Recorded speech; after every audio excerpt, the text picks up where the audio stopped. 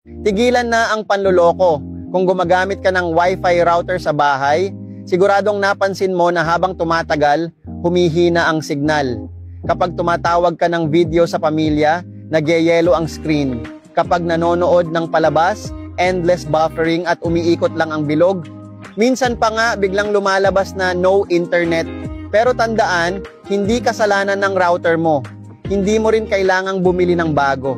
At huwag basta maniwala kapag sinasabi ng ISP na mag-upgrade ka ng plan. Sayang lang ang pera.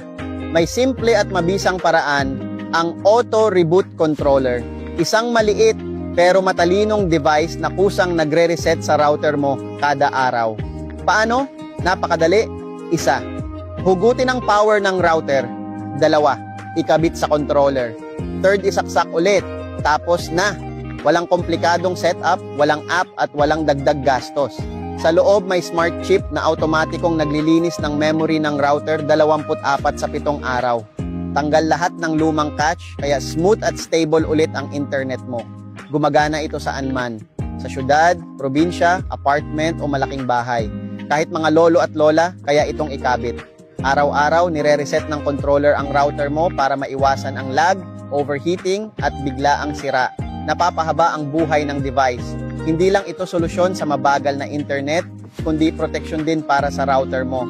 Kaya goodbye na sa weak signal sa kusina o banyo. Hello sa malinaw na video call at mabilis na streaming. Kung sawa ka na sa mabagal na Wi-Fi, ito na ang sagot. Mura na, madali pa at garantisadong effective. Kaya kung gusto mong tipid at hassle-free na internet, huwag nang magdalawang isip.